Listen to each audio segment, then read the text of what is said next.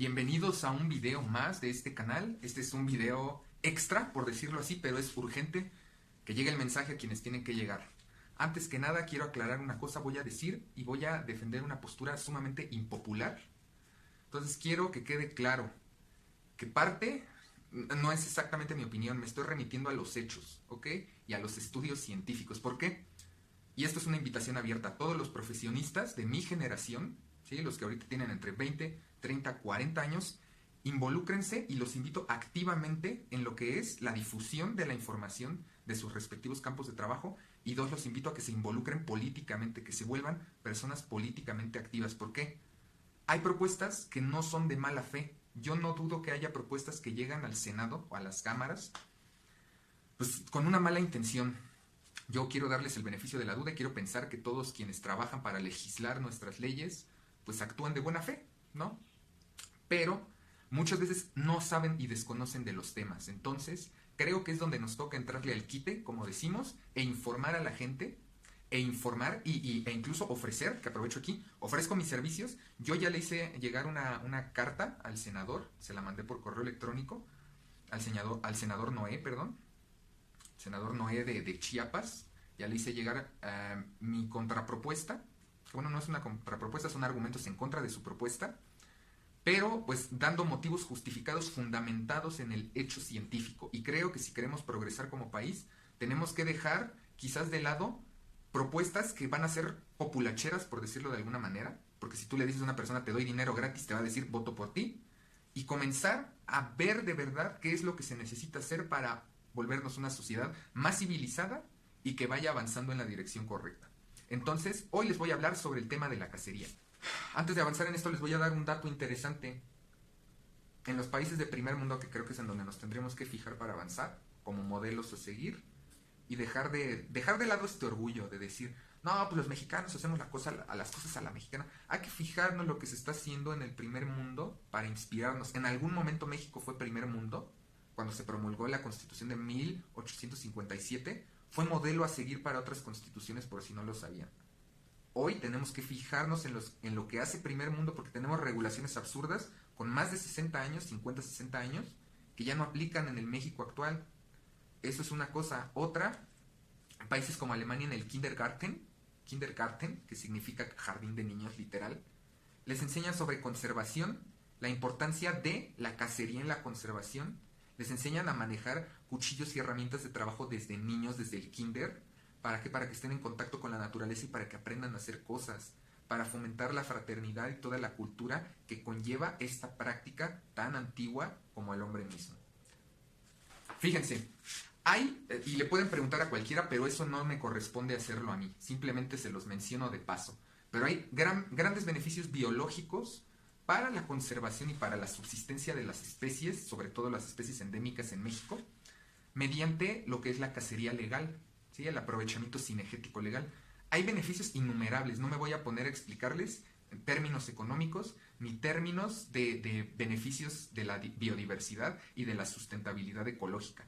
Eso creo que le corresponde a médicos veterinarios, biólogos y cualquier profesional del área de las ciencias naturales, biológicas y de la conservación, ¿ok? Lo que quiero decirles aquí es que el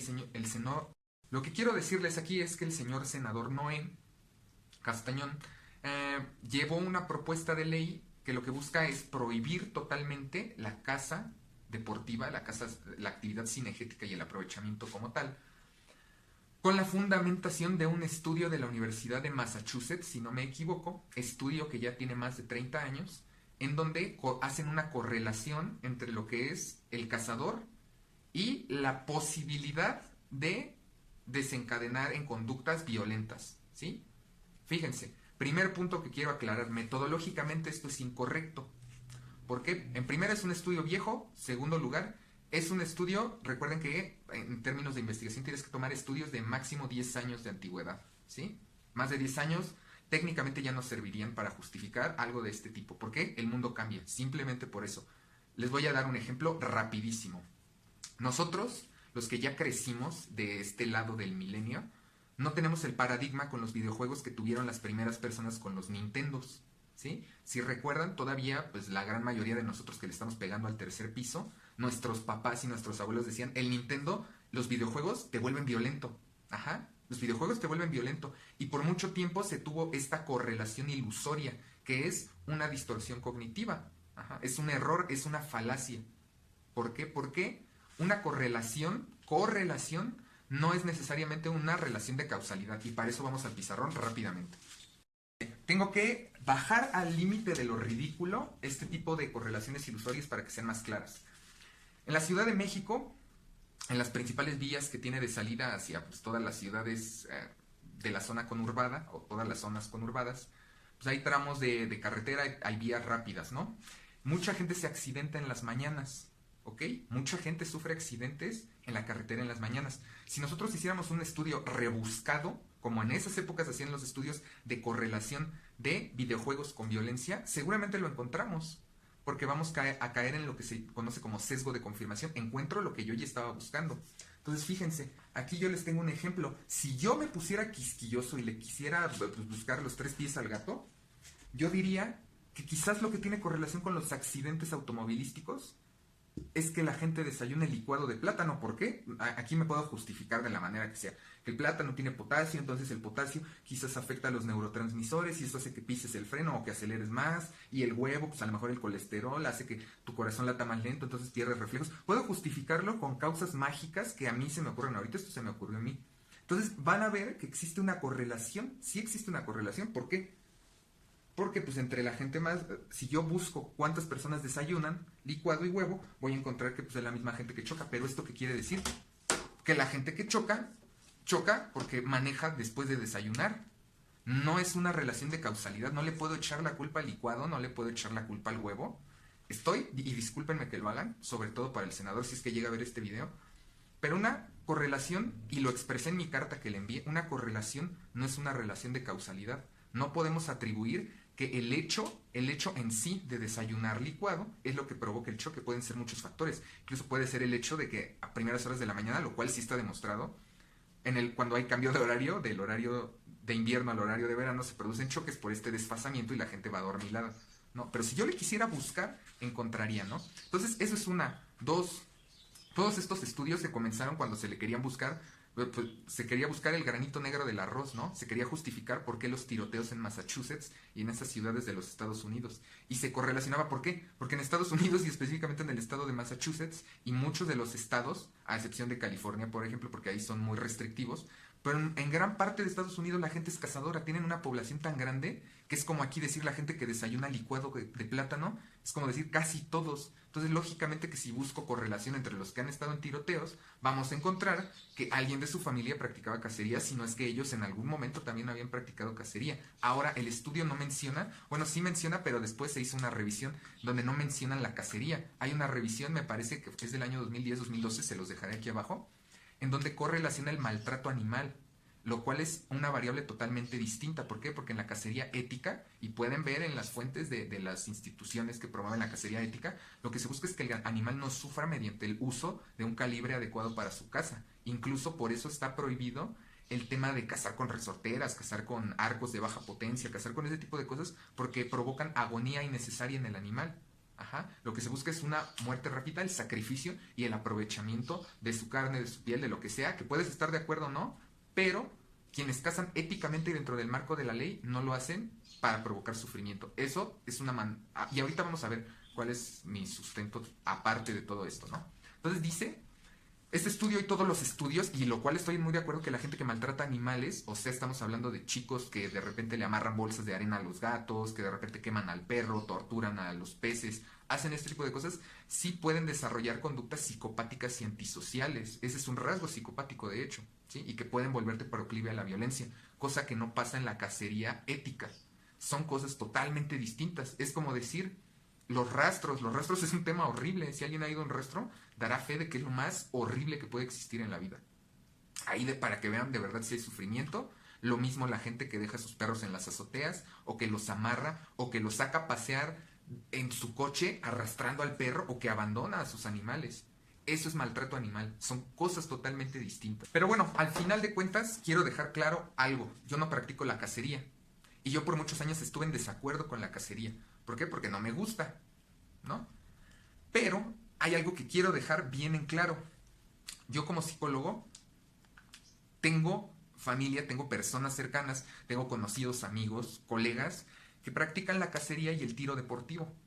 Por tanto, una parte, desde que yo empecé a estudiar la carrera, la licenciatura, a mí me ha gustado estudiar el fenómeno delictivo y el fenómeno de la violencia. Yo conozco la diferencia entre la violencia reactiva y la violencia instrumental, lo que son las agresiones reactivas y las agresiones instrumentales. En México, y tenemos bien identificado por las comisiones globales, por ejemplo, con el Peace Global Index, tenemos identificado cuáles son los países más violentos, los menos violentos, cuáles son las causas de acuerdo a las comisiones, por ejemplo, la Interamericana de Derechos Humanos, a qué causas se le atribuye el fenómeno de la violencia en México, que son muchas causas y es un fenómeno tan complejo que le voy a dedicar un video próximamente. Es un fenómeno complejísimo. No lo podemos atribuir a una actividad que realice el mínimo de la población y les voy a decir por qué. Porque una cosa es la cacería furtiva, en donde posiblemente sí torturan a los animales y sí los lastiman, no lo voy a negar y de la cual estoy totalmente en desacuerdo, perdón. Así como yo tampoco estoy de acuerdo en la cacería de depredadores.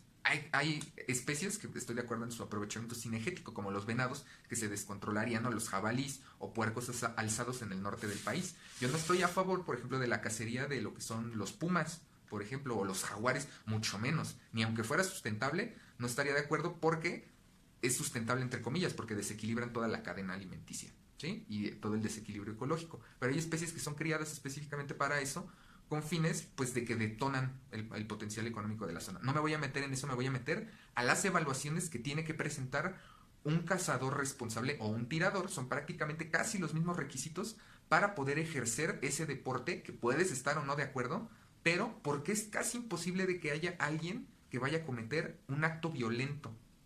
Y es por las siguientes razones que te voy a presentar aquí. Para tú poder cazar en México hay una legislación vigente, ya existe, no hay que modificarle nada. Yo antes, les confieso que yo pensaba que todos los cazadores eran furtivos y todos eran malos. Yo me los imaginaba así como en Bambi, así un ser sediento de sangre que salía y ¡pum! ¿No? Hasta que descubrí que en mi familia pues había charros, había cazadores, había tiradores, había de todo, ¿no? Y ya platicando con ellos y ya platicando con otras personas que se acercan como psicólogo, porque ahorita vamos a ese tema. Yo evalúo psicológicamente a personas que practican este tema, ¿sí? Entonces, fíjense, para tú poder ejercer la caza legal en México, aparte no crees que puedes salir y tumbar a los que sean, ahorita te explico. Uno, tienes que pertenecer a un club autorizado por la Secretaría de la Defensa Nacional, un club legal. Dos, necesitas tramitar una licencia de cacería. La licencia no te autoriza a cazar todo, ahorita vamos a eso.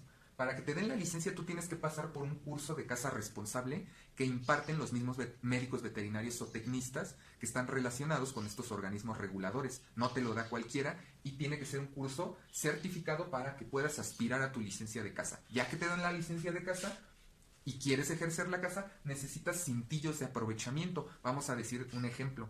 Hay 100 venados. Esto es el tema de sustentabilidad, no me corresponde, pero hay 100 venados. Van a liberar 10 venados en esta temporada de caza de este año, únicamente machos adultos que ya se hayan reproducido, lo que sea, ¿no?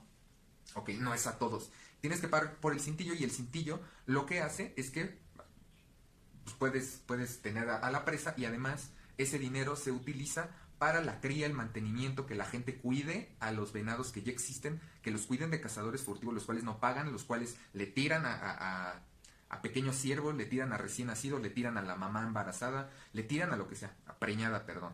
No quiero meterme en términos, les digo que yo no practico la caza, pero conozco del tema. ¿Ok? Necesitas algo que se denomina PETA, que es un permiso extraordinario de transportación de armas de fuego. Y eso se hace mediante un registro de tu arma de fuego.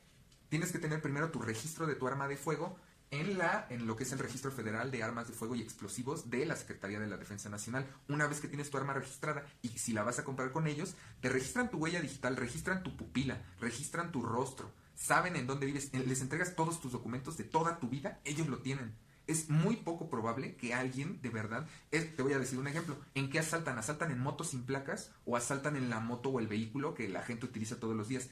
Asaltan en autos robados, en vehículos robados, en motos robadas. No van a usar algo de lo que se tiene datos para que lo vayas a buscar a su casa. Los delincuentes no se apegan a la ley por principio. Ok, ya que tienes un arma registrada para ejercer la caza de calibres permitidos para no hacer sufrir al animal, necesitas tramitar tu PETA para que te den tu permiso de transportación. Necesitas no tener antecedentes penales, que aquí es el primer requisito. Una persona antisocial, con trastorno de personalidad antisocial, un psicópata, por lo regular es una persona tan inestable que por principio no cuenta con carta de antecedentes penales porque muchos se han metido en problemas antes de ser adultos. De hecho, eso es un criterio diagnóstico para el trastorno de personalidad antisocial, que muchos ya desde la niñez y adolescencia maltrataban animales, le pegaban a sus compañeros, hacían un montón de cosas. No es como una persona normal, no es el típico bully, ¿sí? Estamos hablando de niveles extremos que yo he visto en persona, que yo viví cuando yo iba en la secundaria, compañeros que terminaron recluidos porque de plano hacían cosas que ni se imaginan, ¿no? Ni se imaginan. Por decirles un ejemplo, tuve un compañero que le fracturó la mandíbula a otro compañero porque le jaló el pie, se levantó y le pisó la cara. Esa persona es una persona antisocial. Y de hecho no sé si ya salió o ahí se quedó. Ese no es el tema de aquí, ¿no? No va a tener carta de antecedentes penales una persona violenta. 2. Necesitas acreditar una carta de modo honesto de vida. Una persona antisocial, una persona psicópata es una persona altamente inestable a la que no va a poder aspirar a una carta de modo honesto de vida. ¿Por qué? Porque no va a durar en un trabajo. Y si tiene un negocio lo va a hacer por la chueca, porque esto también te lo puede generar tu contador si es que tienes un negocio particular. Y pues ahí se va a ver que pues eres una persona de bien, que paga sus impuestos, que va todo en regla, todo al día, ¿sí? Ok, necesitas un examen médico en donde se certifique, y todo esto se lo agregué en la carta al señor senador. Necesitas un examen médico que diga que no tienes impedimento físico para operar un arma de fuego, ¿sí? ¿Esto qué quiere decir? Lógicamente que no tengas problemas de la vista, que no seas daltónico, por decir algo, ¿no? Para que no te equivoques y no le tires a una persona en lugar de a la presa que estás intentando cazar. Que no tengas problemas quizás de Parkinson o algún trastorno sensomotriz que no te permite la correcta operación, ¿sí? O alguna discapacidad más grave. Digo, alguien para operar un arma de fuego no puede ser ciego, ¿sí me entienden por qué? O sea, no se puede, ¿ok? Entonces, fíjense, se necesita esto, ¿no? Un examen toxicológico. Es necesario hacerlo y te hacen un examen toxicológico de 4 elementos. ¿Para qué? Para 2 cosas principales. Una persona antisocial, una persona pues quizás con problemas de esquizofrenia, de algún trastorno en donde te desconectes de la realidad, de este espectro. Una persona a menudo no es la relación causal, y no quiero caer en el mismo error, pero a menudo consume estas sustancias, ¿sí? Una persona desequilibrada a menudo empeora su condición mediante el consumo de estas sustancias, ¿sí? O es lo que lo detonó en determinado momento. Cada caso es particular, pero una persona que esté relacionada pues, con hecho delictivo, con el fenómeno de la violencia, una persona que esté inmiscuida en la violencia, que opere por fuera de la ley, que haga cosas malas, no te va a pasar un examen toxicológico y es más, ni siquiera va a llegar hasta aquí, porque va a decir, una persona antisocial no le importa la norma. Debemos también, les explico un paréntesis rápido, antisocial no quiere decir asocial, antisocial quiere decir que va en contra de la norma. Un antisocial no es alguien tímido, un antisocial es quien dice, está el semáforo en rojo y me lo paso, ¿por qué? Por mis calzones.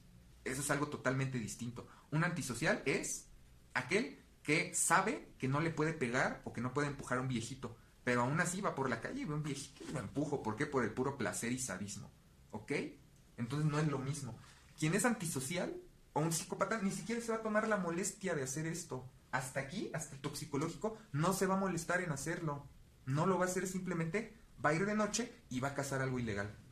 Necesita, en la última de la instancia, y es mi especialidad, un examen psicológico. El examen psicológico consta de 3 pruebas y una evaluación del estado mental mediante una entrevista a profundidad, en donde yo le pregunto cuál es su interés, desde cuándo ha hecho esta actividad, de dónde viene el interés en esta actividad, qué es lo que haría, qué es lo que no haría, cómo reaccionaría a cierta situación. Yo identifico y veo si es una persona visiblemente alterada, y en conjunto con el examen médico y toxicológico se hace la valoración completa. Digo, pues sí, pues fue una persona que ha tenido un modo bueno de vida, ya me demostró que tiene sus documentos, le veo un interés genuino, le hago 3 exámenes de inteligencia, de personalidad para detectar pues, algún posible trastorno de la personalidad. De hecho, se hace una prueba extensísima, ¿sí? Similar a la que se le practica a los pilotos de avión o a personas que tienen puestos en donde pues, en un ratito de que se nos desconecte ocasiona una catástrofe. Es así de exhaustiva esta evaluación y se le hace finalmente una prueba de impulsividad. Ajá, de impulsividad. ¿Por qué?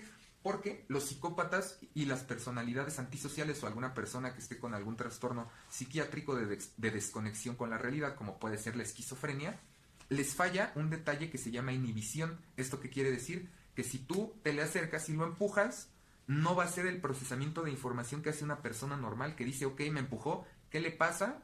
Debe tener un mal día, no le voy a devolver la agresión, simplemente voy a estar vivo y le voy a decir, oye, ¿qué te pasa? No me molestes o me voy a tener que defender. Todo ese procesamiento de información lo hace una persona normal. Quien no tiene este proceso de inhibición se dice que es una persona que es impulsiva. ¿Qué quiere decir impulsivo? El impulsivo también puede cometer actos de autolesión. También por esto se hace esta evaluación. ¿Por qué? Porque se puede autolesionar. Ajá. Entonces es todo un tema, no crean que es así como de que cualquiera lo puede hacer. No cualquiera lo puede hacer. Para empezar, es un tema carísimo que no cualquiera se puede permitir. En segundo lugar, ustedes pueden decir, bueno, es que solo la gente fifí puede aspirar a hacer eso. Deja tú de lado eso, preocúpate, si a ti te importa la conservación del ecosistema, preocúpate por la derrama económica que dejan, porque por una especie pueden pagar de 200,000 a 1,000,000 de pesos. ¿Cuándo tú has donado siquiera 1,000 pesos a alguna organización, alguna ONG para la conservación? Te apuesto a que casi nadie.